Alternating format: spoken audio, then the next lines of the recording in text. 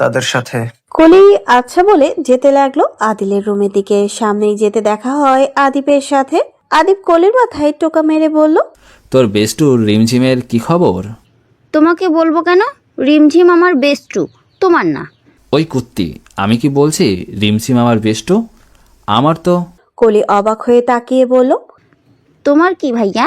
তোর বেস্টুকে আমার কাছে বিয়ে দিবি? কলি ফিক করে হেসে দিয়ে বলল, তোমার বিয়ের বয়স হয়েছে, বাচ্চা মানুষ তুমি। তুমি দাঁড়াও, আমি এক্ষুনি বড় আব্বুকে বলে দিব তুমি আমার বেস্টুর সাথে লাইন মারার চেষ্টা করছো। বলে কলি ডাকতে শুরু করলো বড় আব্বু। তার আগেই আদিপ কলির মুখ চেপে ধরে বলল, এইরকম বোন থাকার থেকে শত্রু থাকা অনেক ভালো। কলি আদিপের হাত কামড়ে দিয়ে বলল, তাহলে আমাকে তোমার শত্রু বানিয়ে নাও। আমার তো কত বন্ধু, কিন্তু একটাও শত্রু নেই গো ভাইয়া। আদিপ মুখ বাঁকিয়ে বলে। ঠেকা পড়ছে আমার। কলি বেশ কিছুটা সিরিয়াস হয়ে বলল, তোমার মানে ঝিমঝিমের বাবা পুলিশ কমপ্লেন করেছে? নিচে গিয়ে দেখো, ডজনখানেক পুলিশ এসেছে তোমার কোমরে দড়ি বেঁধে টেনে নিয়ে যাবে বলে। আদিপ কলির মাথায় গাট্টা মেরে বলল, কেন, তোর বেস্টুকে কি আমি তুলে এনে বিয়ে করেছি যে আমার নামে পুলিশ কমপ্লেন করবে? আমি যদি বলি তুমি তুলে নিয়ে আনছো, তাহলে সবাই বিশ্বাস করবে আর তোমাকে তুলে নিয়ে যাবে জেলখানায়, আর দিনরাত তোমাকে দিয়ে থালাবাটি মাজাবে। বলেই কলি হি হি করে হেসে ছুটলো আদিলের রুমের দিকে। আদিপ কলির কথা একটু একটু বিশ্বাস করে এগিয়ে গেল ড্রয়িং রুমের দিকে। গিয়ে সত্যি অবাক হলো, এতগুলো পুলিশ কেন এসেছে এ বাড়িতে, তাও আবার সকাল সকাল। সোনালী তালুকদার সকালে উঠে মেয়ের জন্য হালকা নাস্তা রেডি করে নিয়ে এসেছেন কিচেন রুমে। কালকে তিনি আয়রার সাথেই ছিলেন। আয়রা সকালে একবার জ্ঞান ফিরেছিল, তারপর কিছু সময় মায়ের সাথে কথা বলে আবারও শুয়ে ঘুমিয়ে পড়েছে। কালকে কি হয়েছিল তার সাথে তেমন কিছু মনে করতে পারছে না। কলির রুমের বাইরে থেকে ডাকলো আদিল এবং ইরাকে। ইরা কেবল ওয়াশরুম থেকে ফ্রেশ হয়ে বের হয়েছে, তখনই দরজার বাইরে থেকে ডাকলো কলি। সাথে সাথে ইরা গিয়ে দরজা খুলে দিল। কলি ইরাকে উদ্দেশ্য করে বলল, সরি ভাবি, সকাল সকাল তোমাকে ডিস্টার্ব করার জন্য। ইরা তোয়ালে দিয়ে মুখ মুছতে মুছতেই বলল, আরে আমি কোনো ডিস্টার্ব হইনি, কিছু বলবা? কলি আস্তে আস্তে বলল, ভাবি, বাইরে পুলিশ এসেছে, বড় আব্বু ভাইয়াকে ফ্রেশ হতে বলল, তখন রুমে চলে আসতে পারো। বলেই কলি চলে গেল। ইরা আদিলকে ডেকে তুলল। বেশ কয়েকবার ডাকাডাকির পর আদিলের ঘুম থেকে উঠে ফ্রেশ হতে চলে গেল। সে জানতো পুলিশ আসবে প্রায় 10 মিনিট পর।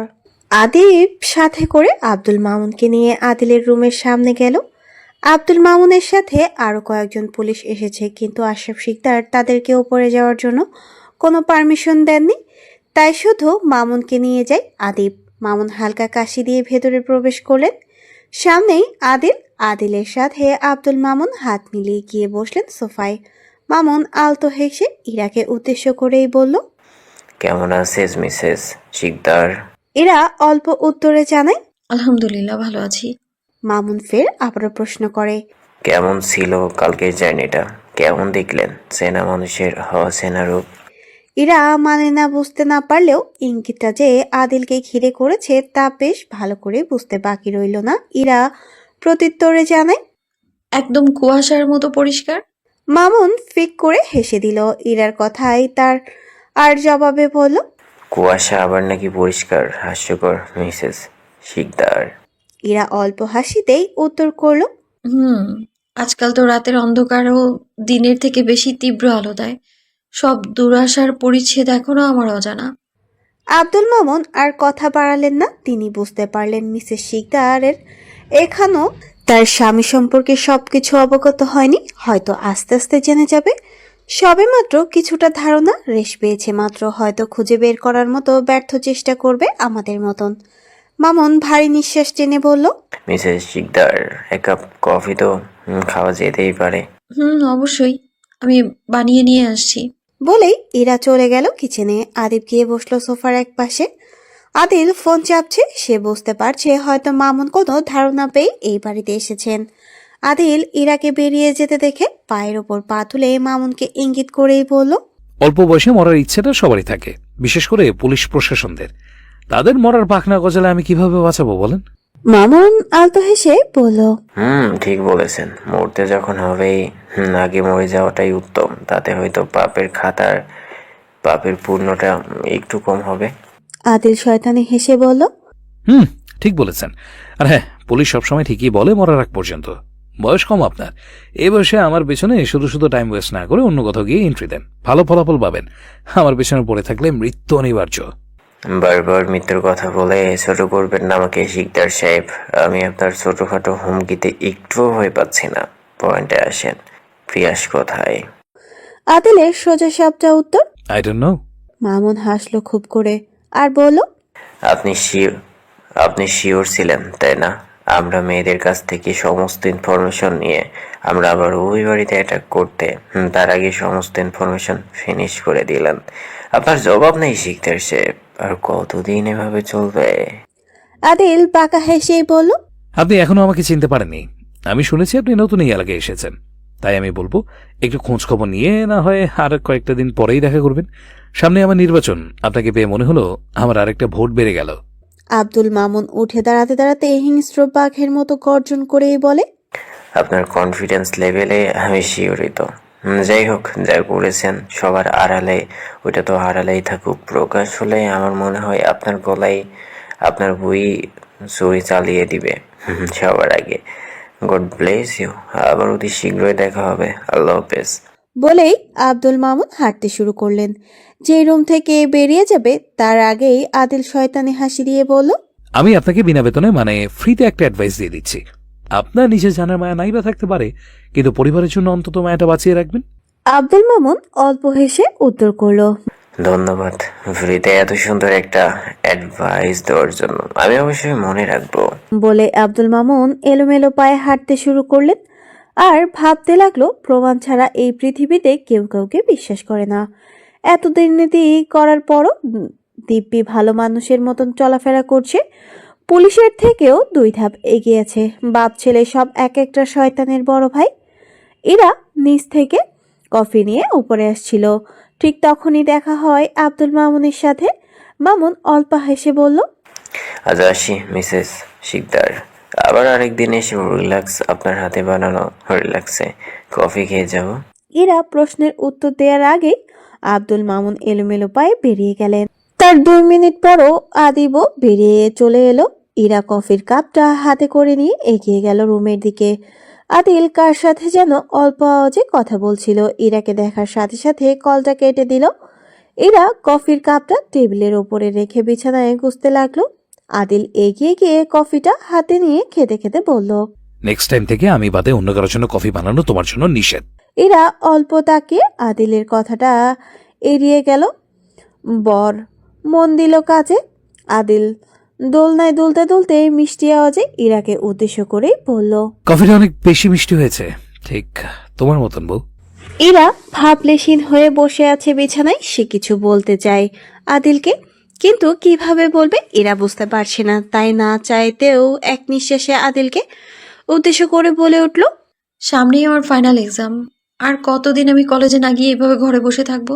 আদিল ইরার কথাতে তেমন সিরিয়াস ভাবে নিল না। সে নির্বাচন নিয়ে বর্তমানে বেশ ব্যস্ত। কিছুক্ষণ পর আদিল আশরাফ শিকদারের সাথে নির্বাচনের কাছে যাবে। আদিব যাবে তার মায়ের সাথে অফিসে। আদিল জুতা পরতে পরতে বলল, কলেজে যাওয়ার প্রয়োজন আছে বলে আমি মনে করি না। বাসায় পড়াশোনা করো, শুধু এক্সাম হলে গিয়ে পরীক্ষা দেবে। ইরা কিছুটা জেদ করেই বলল, আমি কলেজে যেতে চাই, মানে যেতে চাই। আদিল চোখ গরম করে তাকিয়ে বলল, কারণটা কি শুধু কলেজ নাকি নাগরের সাথে দেখা করাটা? ইরা উঠে দাঁড়িয়ে আদিলের কথাটা শোনার জন্য মোটেও প্রস্তুত ছিল না। ইরা রাগ চেপে রুম থেকে বেরিয়ে যেতে চাইলে আদিল ইরাকে টেনে দেয়ালের সাথে ঠেলে রিরি করে বলল, এই রূপ, এই তেজ, এই জিদ সব কিছুই আমার, আর তুমি নামক মানুষটাও আমার। তোমার এই চাহনিতে বারবার আমি দিশাহারা হয়ে যাই। আমাদের পবিত্র মিলনটা করতে এত বাধা কিসের? ইরা মুহূর্তে কপাল কুঁচকে নিল। ছাড়েন আমায়, ব্যথা লাগছে আমার। আদিল ইরার কথা উপেক্ষা করে ইরার কপালে আলতো করে একটা চুমু এঁকে বলল, আমি আমার পূর্ণতা বলতে শুধু তোমাকেই বুঝিব। ইরা অল্প কথায় উত্তর করলো, এই কেমন পূর্ণতা শিকদার সাহেব? যেখানে ভালোবাসা থেকে ঘৃণার পরিমাণটা বেশি? ঘৃণার পরিমাণটা বাড়িয়ে নেওয়া মাতে জীব, সামনে আরো অনেক রাগ টালতে হবে। মানে? আর মাত্র কিছুদিন, তারপর তুমি না চাইতো আমাকে ভালোবেসে ফেলবে। শুধু নির্বাচনটা হতে দাও। বলেই আদিল বেরিয়ে গেল রুম থেকে। আশরাফ শিকদার বসে আছে সোফায়, খবরের কাগজ পড়ছেন। আদিল এগিয়ে গেল আশরাফ শিকদারের কাছে, গিয়ে কপাল কুঁচকে ফেলল। পুলিশকে বাসায় অ্যালাউ করার কি মানে ড্যাড? আশরাফ শিকদার খবরের কাগজটা টেবিলের উপর রাখতে রাখতে বললেন, আমার পারমিশন ছাড়াই আমার বাড়িতে আসার অনুমতি উপর মহল থেকে নিয়ে এসেছে। এইখানে বাধা দেওয়ার আমার কোনো রাইট ছিল না। আশরাফ শিকদার আদিলকে জিজ্ঞাসা করলেন, তুমি কি কোনো বিষয় নিয়ে নার্ভাস ফিল করছো? মানে? আমাদের বাড়িতে পুলিশ কমিশনার এসেছিল বলে। নো ড্যাড, এরকম পুলিশ হাজারটা আমার পায়ের কাছে পড়ে থাকলেও আমি নার্ভাস হব না, কিন্তু নতুন কমিশনারটা পক্কা গোয়েন্দা। ওকে অন্য থানায় ট্রান্সফার করে দাও। ওকে, আমি দেখছি, তুমি টেনশন করো না। চলো এবার বের হই। বলেই আশরাফ শিকদার দাঁড়িয়ে হাঁটা শুরু করলেন। ইরা হঠাৎ করে পেছন থেকে ডেকে বলল, আপনার ফোনটা নিয়ে যান, রুমে ফেলে এসেছিলেন। আশরাফ শিকদার দাঁড়ালেন না, হেঁটে চলে গেলেন বাড়ির বাইরে। আদিল এগিয়ে গিয়ে ফোনটা নিয়ে আসলো আর বলল, এই না হলে ঘরের বউ? আজকে মনে হলো বিয়ে করাটা বুঝি সার্থক। ইরা অল্প হেসে উত্তরে জানালো, তাই আপনার ভাইকে যেখানে রেখে এসেছেন সেখান থেকে যদি ভ্যানিস হয়ে যায় তাহলে আপনার কেমন লাগবে শিকদার সাহেব? আদিল চমকে উঠলো। শুধু যে চমকে উঠলো এমনটা নয়, রীতিমতো অবাক হলো। ইরার কথা বুঝতে পেরে ও না বোঝার অভিনয় করে বলল, মানে কি বলছো এসব? ইরা বলল, হয়তো মানেটা ঠিক বলছি, নয়তো আপনার মতো সুঠাম দেহির পুরুষ আমার মতো ছোট্ট মানুষের কথা শুনে কি আর আমতা আমতা করবে? আদিল রেগে গিয়ে বলল, ফাজলামি করো আমার সাথে? কেন, আপনি কি আমার বেয়াই লাগেন? তোমার সাহস দেখে আমি অবাক হচ্ছি। আপনার বউ বলে কথা, এতটুকু সাহস তো থাকা জরুরি, তাই না? তাছাড়া আপনিই তো বলেছিলেন আপনি আমার সাহসিকতার প্রেমে পড়েছিলেন, তাও আবার আমার থাপ্পড় খেয়ে। ভুলে যাবে না সবকিছু। আমি আবার সব ভুলে যাওয়া মানুষকে মারি না, মনে করিয়ে তারপর আস্তে ধীরে মারি। ইরা, আরে এত কষ্টের পরও কিনা নিজের ভাইকে বাঁচাতে পারলেন না? ইরার কথাটা যেন আগুনে ঘি ঢালার মতো কাজ করলো। ইরা কথা শেষ করে উল্টো দিকে ঘুরে রুমে যেতে যেতে শুনলো, 1 2 3। সাথে সাথে কল আসলো আদিলের নাম্বারে, অচেনা নাম্বার। আদিল কাপা হাতে ফোন রিসিভ করে ভেসে আসলো, স্যার, আপনার ভাই অ্যাক্সিডেন্ট করেছে। আমরা ঢাকা মেডিকেল হাসপাতালে নিয়ে যাচ্ছি। আপনারা তাড়াতাড়ি আসেন, রোগীর অবস্থা ক্রিটিক্যাল। বলে ফোনটা কেটে দিল। ইরা দোতলায় নিজের রুমের সামনে ব্যালকনিতে দাঁড়িয়ে আদিলের দিকে একটা মিষ্টি হাসি দিয়ে বলল, আপনার দিনটা শুভ হোক শিকদার সাহেব। অহনা শিকদার আদিবকে নিয়ে অফিসে যাবেন। আজকে কলির ফার্স্ট সেমিস্টারের এক্সাম। কলি রেডি হয়ে আসছে কলেজে যাবে বলে, তাই অহনা শিকদার আদিবকে বললেন, তুমি কলিকে কলেজ নামিয়ে দিয়ে সোজা অফিসে চলে আসবা ঘন্টাখানেকের মধ্যে। আদিব মনে মনে ভাবলো, আহা, মেঘ না চাইতেই জল। আদিব খুশিতে গদগদ হয়ে বলল, কেন মম, আমার ঠেকা পড়ছে ওরে প্রতিদিন কলেজে নামিয়ে দিয়ে আসবো? ওরে বলো ভাইয়ার সাথে করে কলেজে যেতে। সাথে সাথে কলি বলে উঠল, বড় আম্মু, আমি তোমার ছেলের সাথে একদম কলেজে যাব না, আমি ড্রাইভার আঙ্কেলের সঙ্গে যাব। অহনা শিকদার চোখ গরম করে তাকালেন আদিবের দিকে। বাইরের জীবনটা কারোর জন্য সেফ নয়, সামনে এই নির্বাচন, শত্রুর অভাব নেই, কোনো রকম রিস্কের দরকার নেই। অহনা শিকদার চোখ গরম করে তাকালে আদিব বলে উঠল, শুধু আজকের জন্যই মম, আমি তোমার মেয়েকে নামিয়ে দিয়ে আসবো, আর নেক্সট টাইম কখনোই না। তুমি বললা তাই নিয়ে যাচ্ছি। মম, তোমার মেয়েকে বলো কি বলবা? গাড়িতে বসে যেন জ্ঞান জ্ঞান করে, আমার মাথা যেন না খায়। কলি মুখ বাঁকিয়ে বলল, আমার বইয়েই গেছে তোমার মাথা খেতে। আব্বু বলেছে আব্বু বাজার থেকে বড় রুই মাছ আনছে আজকে, আমি ওইটার মাথায় খাবো। খাওয়া ছাড়া আর কি পারিস? এইবার যদি A+ না পেয়েছিস সোজা বিয়ে দিয়ে দেব। কলি কপাল কুঁচকে বলল, আমি প্রথম সেমিস্টারের এক্সাম দিতে যাচ্ছি, ফাইনাল এক্সাম না। তোমাকে ডাক্তার কে বলে? সবাই তোমাকে গাধা বলে ডাকবে, আর আমিও। আদিব কান টেনে বলল, পাকা বুড়ি, তোরে আমি 80 বছরে বুড়ো ব্যাডার কাছে বিয়া দিয়ে দেব। অহনা শিকদার চোখ পাকিয়ে তাকালেন। কি হচ্ছে আদিব? কলি ছোট মানুষ, ওকে নিয়ে যাও আর তাড়াতাড়ি চলে আসবো অফিসে। যুথি সকাল সকাল শাশুড়ির সাথে বাড়ির সমস্ত কাজ করছে। সকালের খাবারটাও খেয়ে নিয়েছে একসাথে। ঈশান রুমে বসে বসে কম্পিউটারে কি যেন করছে। যুথি মাথায় চিরুনি চালাতে চালাতে ঈশানকে বলল। আমি কলেজ যেতে চাই, আর আমি পড়াশোনাও করতে চাই। ঈশান কথা শুনেও না শোনার নাটক করে নিজের কাজ চালাতে লাগলো। যুথির বেশ বিরক্ত লাগলো। তাকে কি কোনোভাবেই ইগনোর করলো ঈশান? যুথি চিরুনিটাকে ছুঁড়ে ফেলে দিয়ে বিছানায় ঈশানের পাশে গিয়ে বসলো আর কম্পিউটারটা সাথে সাথে বন্ধ করে দিল। আর আগে ফুসফুস করতেও বলল। Focus me right now. Ishan যেন একটু সিরিয়াস হলো, ভাবলেশীন গলায় বলল। ইয়েস ম্যাডাম, বলুন। আমি কলেজে যেতে চাই আর পড়াশোনা করতে চাই। তো আমি কি করতে পারি? আপনি চাইলে অনেক কিছু করতে পারবেন, তবে আপনি চাইলেও আমার পড়াশোনা আটকাতেও পারবেন। কেন পারবো না তোমার পড়াশোনা আটকাতে? কারণ আমি পড়াশোনা করতে চাই, তাই। পড়াশোনা করে কি হবে? পড়াশোনা না করে কি হবে? ঈশান চেতে গিয়ে বলল।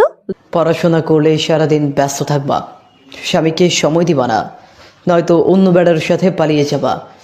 আমি কষ্ট করে আমার টাকা খরচ করে তোমাকে পড়াশোনা করাবো, আর তুমি কিনা ড্যাং ড্যাং করে নাচতে নাচতে অন্য বেড়ার হাত ধরে চলে যাবা।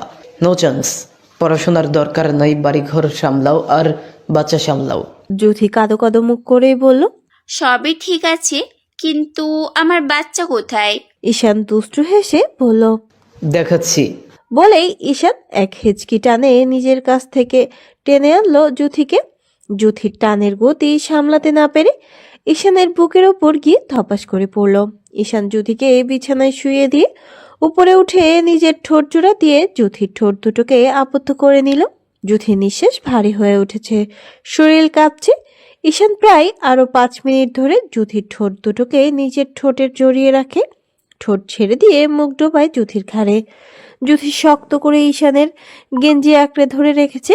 কয়েক জায়গায় বড় বড় নখের দাগ বসে গেছে। এতক্ষণে ঈশান যুথির গলার পেছনে ওড়নাটাকে একটানে বুকের ওপর থেকে সরিয়ে ফেললো, আবারও মুখ ডুবিয়ে দিল। যুথি ধপধপে ফর্সা ঘাড়ে। আপাতত যুথির ভারী নিঃশ্বাসটাকে অন্য কোনো কিছু শোনা যাচ্ছে না। নিঃশ্বাস ওঠানামা করছে প্রতিনিয়ত। ঈশান যুথির জামাটাকে ওপরের দিকে তুলতে যাবে, তখনই কল আসে ঈশানের ফোনে। বেশ কয়েকবার রিং হয়। ঈশান বিরক্তিতে চোখ মুখ কুচকে ফেলে। চোখ পড়তেই দেখে আদিলের নাম্বারে। বিরক্ত নিয়ে কল রিসিভ করে। শালা জীবনটা শেষ করে দিলি, অসময়ে ফোন দেওয়ার দরকারটা কি? আদিল রাগে কটমট করতে বলে। হসপিটালে আয়, অতি দ্রুত, লোকেশন পাঠিয়ে দিচ্ছি। বলেই আদিল কলটা কেটে দিল। হয়তো এমার্জেন্সি কিছু হবে। ঈশান নেমে গেল যুথির ওপর থেকে। যুথির এলোমেলো চুল, নিঃশ্বাস এলোমেলো। ঈশান বুঝেও না বোঝার অভিনয় করে বলল। রাতের জন্য রেডি হও, রাতের ছাড়টা কিন্তু তুমি পাবে না। বলেই ঈশান ওয়াশরুমে চলে গেল আর যুথি নিজের গায়ের ওপর কম্পিউটার জড়িয়ে শুয়ে পড়ল। মনে মনে বেশ কিছুটা লজ্জাও পেল। এই প্রথম ঈশান তার এত কাছে এসেছিল। ভাবতে গেলেও যেন শরীরের প্রতিটি লোম দাঁড়িয়ে যাচ্ছে। ঢাকা মেডিকেল কলেজ হাসপাতাল। আসসালামু আলাইকুম শিকদার সাহেব। জি, কেমন আছেন? আব্দুল মামুনের তীক্ষ্ণ কথায় আদিল রাগে রেডি করে উঠল। আশেপাশে প্রেস মিডিয়া দেখে শান্ত গলায় আস্তে ধীরে বলল। তোমাকে আমি দেখে নেবি ডেড। তুমি আদিল শিকদারের পেছনে পড়ে নিজের অনেক বড় ক্ষতি করলা, অনেক পস্তাতে হবে তোমাকে। আব্দুল মামুন কিছুটা অবাক হওয়ার নাটক করেই বললেন। এ কি বলছেন আদিল শিকদার? আমরা তো আইনের লোক, আমরা তো কোনো কারণ ছাড়া তো শুধু আপনার পিছনে পড়ে থাকবো না, তাই না বলেন? আদিলের তীক্ষ্ণ উত্তর। আমার ভাইয়ের যদি কিছু হয় আমি এক একটাকে গুলি করে মারবো। আব্দুল কিছুটা সিরিয়াস হয়ে বলল। আপনার ভাইয়ের যা হবার তা তো অলরেডি হয়ে গেছে, টেনশন করবেন না। এখন শুধু টপ করে সোজা উপরে চলে যাবে। দুঃখ হচ্ছে আপনার জন্য, এত কষ্টের পরেও নিজের ভাইকে বাঁচাতে পারলেন না। আদিলের বাকি রইল না একে একে দুই মিলাতে। তার মানে এইগুলো ইরার কাজ। ইরা তো ফোনটা নাই, কিভাবে কি করলো সব যেন মাথার উপর দিয়ে গেল। কিভাবে কি হলো ভাবতে থাকে আদিল। তার মাঝেই আব্দুল মামুন বলে উঠল। আমার মনে হয় কেউ ইচ্ছা করে আপনার ভাইয়ের উপর দিয়ে গাড়ি চালিয়ে দিয়েছিল। সমস্যা নাই, আপনি মাইন্ড করবেন না, হয়তো তার গাড়ির ব্রেক ফেল হচ্ছিল, নয়তো সে নতুন গাড়ি চালাতে পারতো না আর কি। চিন্তা করবেন না, আইনের লোক আছে তো আপনাদের পাশে সাহায্য করার জন্য। আদিলের এক মুহূর্তে ইচ্ছে করলো মামুনের বুকে গুলি চালিয়ে দিতে। আদিল অল্প হেসে বলল, আসছিস তাই না আগুনে ঘি ঢালতে? আব্দুল মামুন যেন পরের কথাটা শুনল না। আদিলের থেকে বেশ দূরে চলে গিয়ে বসলো, পায়ের উপর পা তুলে। আদিল লক্ষ্য করলো সবকিছু, কিন্তু কিচ্ছু বলল না। এই মুহূর্তে ঝামেলা করার ইচ্ছা নেই তার, নয়তো তাকে এই মুহূর্তে শ্বশুরবাড়ি ঘুরিয়ে নিয়ে আসতো। আইসিওর সামনে দাঁড়িয়ে আছে আদিল আর আশরাফ শিকদার। আইসিওর ভেতর থেকে কয়েকজন ডক্টর বেরিয়ে আসলেন। আদিল এগিয়ে গিয়ে জিজ্ঞাসা করলো, কি অবস্থা এখন রোগীর? ডক্টর ফাইল চেক করতে করতে বললেন, হ্যালো বন্ধুরা, পরবর্তী পার্ট খুব তাড়াতাড়ি আসবে, তো সবাই অপেক্ষায় থাকো। আর চ্যানেলটি যারা এখনো সাবস্ক্রাইব করনি তারা পরবর্তী পার্ট দেখার জন্য চ্যানেলটি সাবস্ক্রাইব করে রেখো। ধন্যবাদ সবাইকে, আমাদের সাথেই থেকো।